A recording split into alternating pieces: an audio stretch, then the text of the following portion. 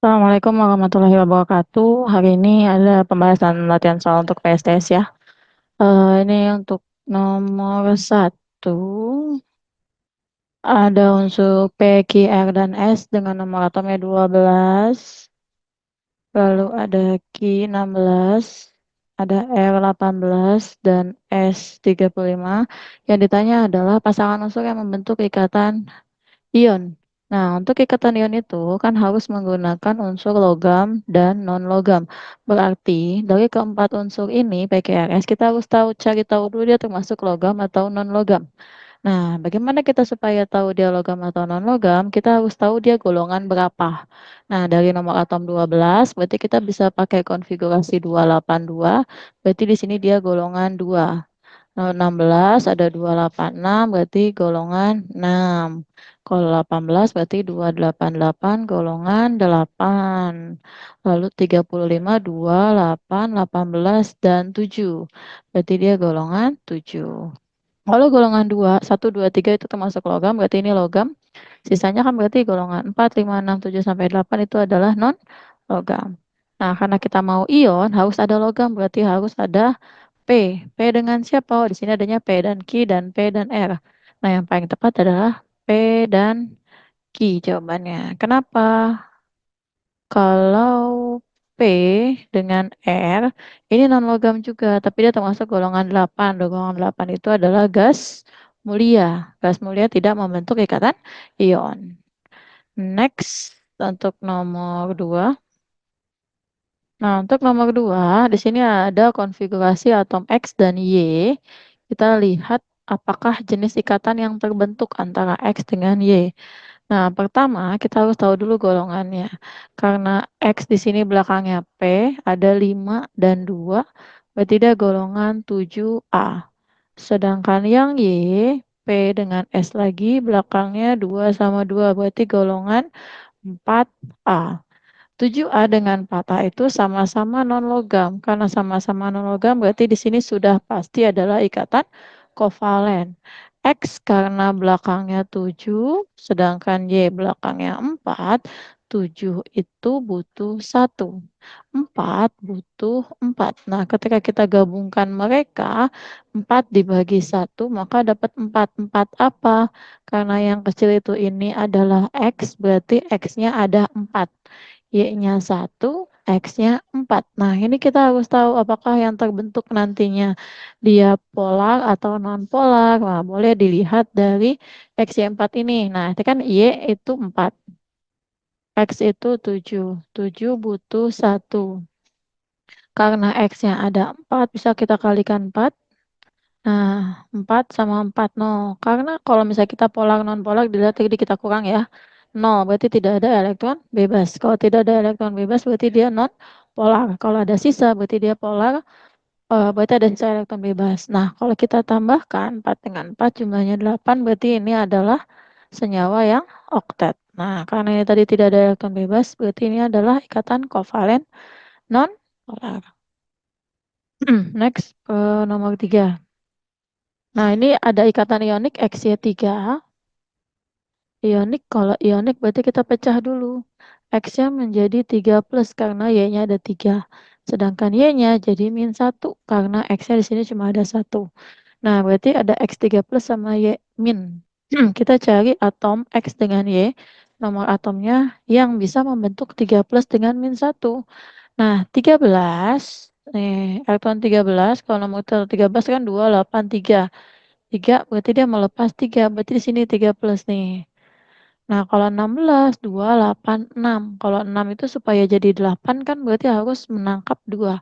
Kalau menangkap 2 itu 2 min. Sedangkan kita nyarinya yang min 1. Berarti 13 udah benar, kita cek di nomor yang C. Kalau 17 berarti kan 2, 8, 7. Kalau 7 supaya oktet berarti dia menangkap 1. Nah, di sini dapat min 1. Maka jawaban yang benar adalah yang C. Pertanyaan selanjutnya nomor 4. Nah, ini tentang kestabilan. Nomor atom X sama kayak tadi nih, 16. Kita buat 2, 8, 6. 6 supaya stabil berarti butuh 2. Butuh 2. Menangkap 2. Kalau menangkap 2 berarti terbentuknya adalah 2 min. Berarti ini ada 8, berarti dia adalah oktet. Jawabannya adalah yang C. Next, nomor 5. Di sini ditanya tentang ikatan kovalen. Yang mana yang rangkap 3? Nah, sebenarnya kita lihat dari kebutuhannya aja. Misal N2 nih, N dengan nomor atom 7, 2, 5, 5 itu butuh 3. Nah, kemungkinan ini nih yang rangkap 3. SO2, S sama O, S itu nomor atom ini salah ya, ini harusnya 16. Nomor atom 16, O itu nomor 8, 2, 8, 6. 2, 6 ini sama-sama butuh 2, 6 butuh 2 kan, berarti kemungkinan dia rangkapnya rangkap 2. Terus kalau yang H2 berarti kan H1, berarti dia butuh 1. 1 kan butuh 1. Berarti dia tidak rangkap, tapi dia tunggal. Lalu Cl2. Cl dengan Cl. Cl itu kan 2, 8. Cl itu nomor atomnya 17. Berarti dia 7. 7 itu butuh 1 kan. Karena butuh 1 pasti tunggal juga. Gitu. Nah, NH3 coba ada H-nya nih. Kalau H pasti tunggal karena dia satu. Satu tuh nggak bisa membentuk ikatan rangkap 2 ataupun rangkap 3. Jadi jawaban yang paling benar adalah N2. N itu nomor atomnya 7. Bisa dibuat gambar titiknya 7 berarti kan dia 5 ya golongannya. Titiknya bisa 5 kayak gini. Nah, di sini kelihatan dia rangkap 3. 1, 2, 3 gitu. Next nomor 6. Deretan senyawa berikut yang merupakan senyawa kovalen. Kovalen itu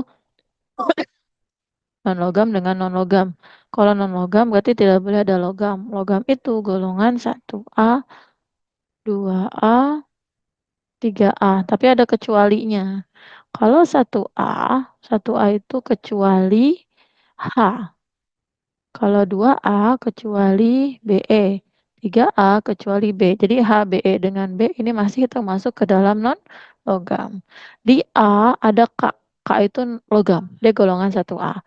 Yang B semuanya non-logam. Jadi jawabannya B. Untuk yang C ada Na. Dia tidak. Dia termasuk ke dalam logam. Nah, yang D ini logam. Ini juga logam. Ini juga logam. Kalau yang E ada Mg. Dia logam. Berarti jawaban yang benar adalah yang B.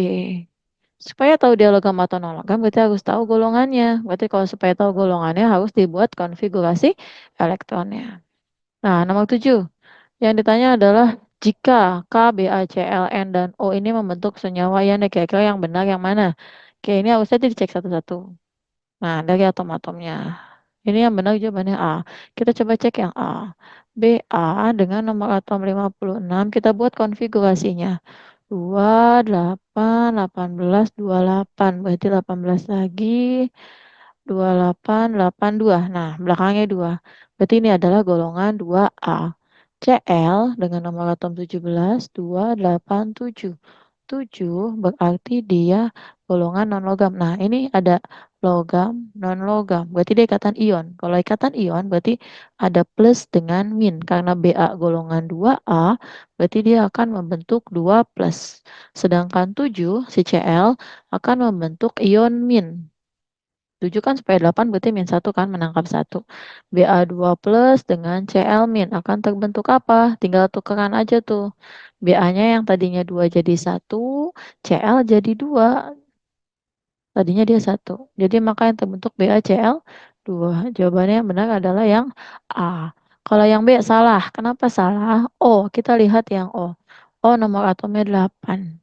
8 itu kan berarti 2 sama 6. Kalau 6 supaya jadi 8 berarti dia akan menangkap 2, berarti 2 min. Ba tadi kan 2 plus. O itu 2 min. Ketika digabung menjadi BaO, bukan BaO2. Karena dia udah sama-sama 2, jadi langsung digabungin BaO.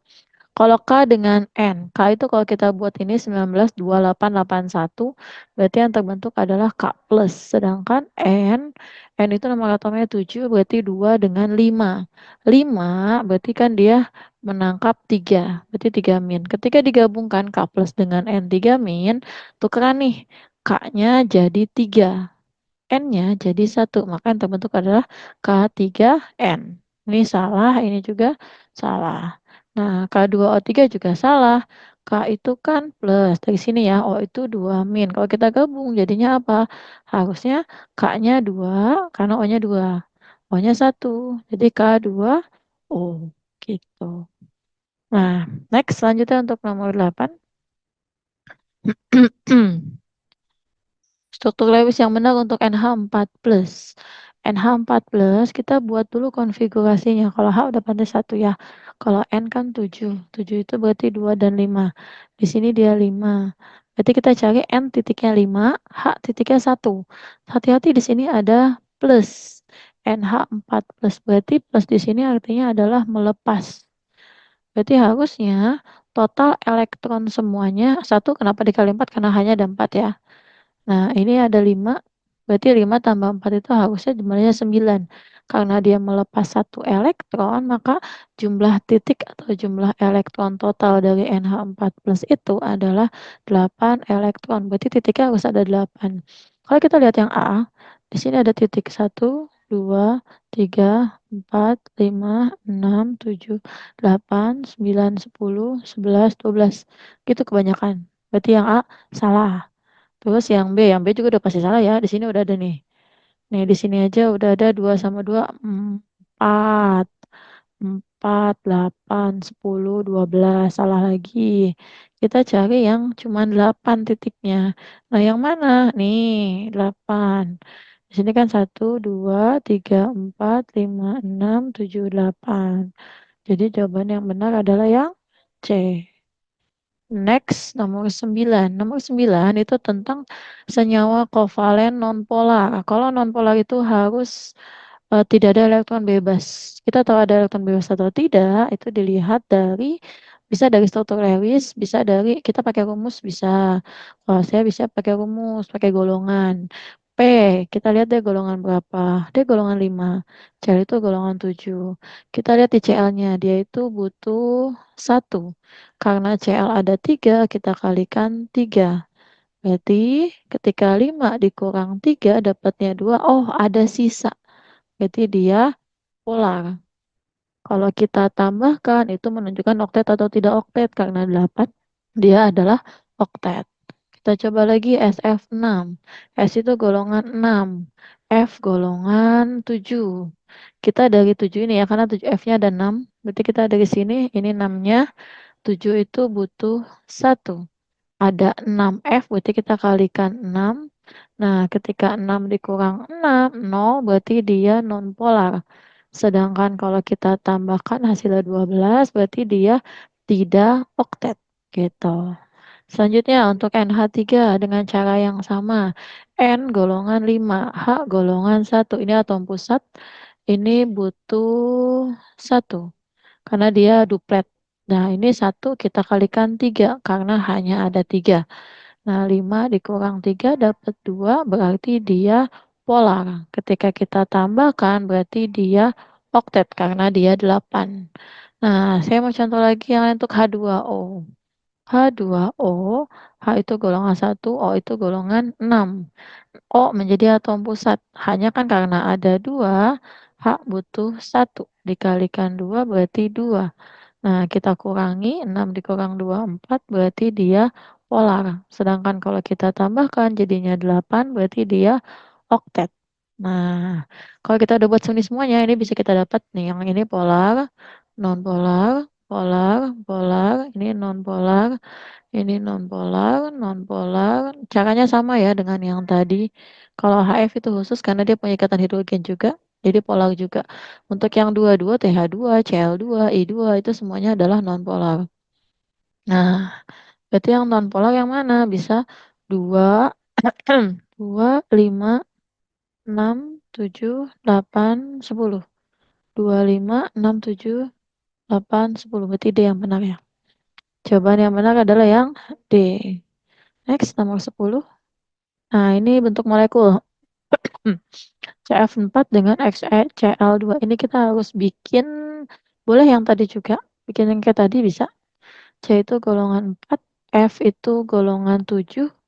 Karena ini butuh 1, dikalikan 4, berarti 4. Nah, kita kurangi, berarti dia 0. berarti tidak ada PEB. Berarti AX4. Kenapa AX4? C-nya itu atom pusat, X-nya 4 karena F-nya ada 4. Dia tidak punya tidak punya elektron bebas karena dia 0. Sisanya habis. AX4 itu bentuk dari tetrahedral. Nah, ini tetrahedral. Nah, untuk berarti kemungkinan besar jawabannya yang D. Nah, untuk XeCl2, XeCl2, Xe itu golongan 8, Cl golongan 7. 7 itu butuh 1. 1 dikalikan 2 dapatnya 2. Nah, kalau kita kurangi dapatnya 6. 6 itu berarti ada 3 PeB ya. Karena dia kalau dibagi 2 kan 3. Nah, nih berarti ada 3 PeB berarti AX2. Kenapa 2? Karena Cl-nya ada 2. E-nya 3. AX2E3 kalau kita lihat di tabel gambar bentuk molekul itu bentuknya adalah linear. Nah, kita harus tahu nih oktahedral rumusnya apa, segitiga piramida itu apa, segitiga datar, lalu linear. Ini kan udah ya. Nah, itu harus tahu di mana-mananya. Lanjutnya untuk nomor 11 ikatan hidrogen. Hidrogen itu adalah eh Hanof. H dengan N, O atau F. Di sini ada C-nya berarti salah, ada I-nya berarti salah, ada BR-nya salah, ada I-nya, BR-nya salah. Yang benar adalah yang E. Sampai nomor 11.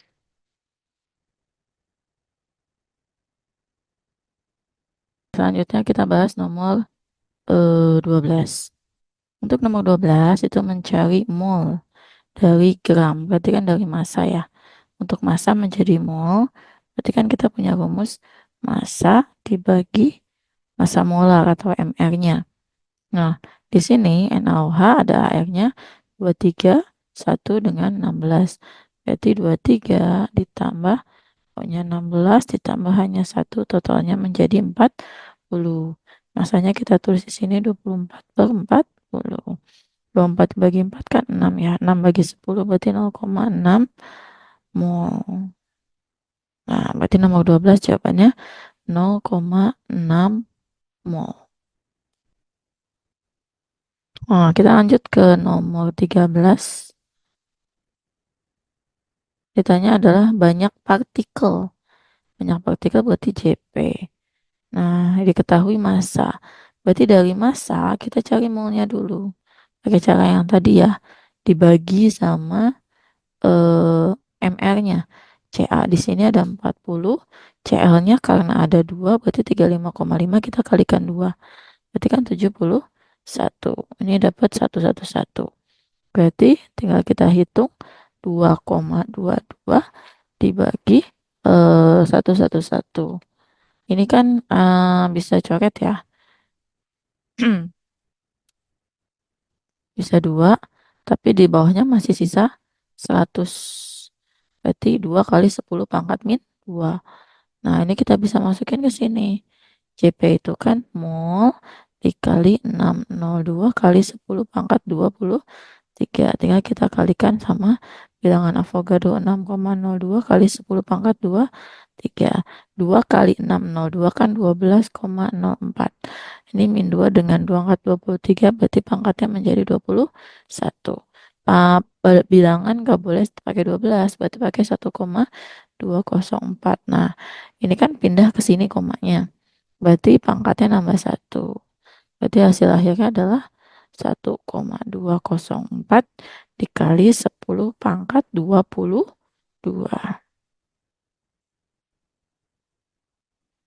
Oke, lanjut ke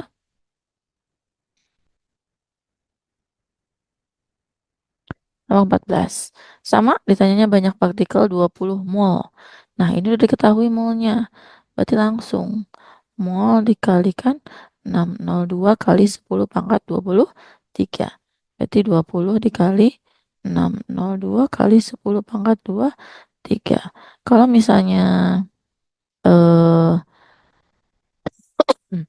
20 kali 6 kan 1.200 ya. Berarti 1.200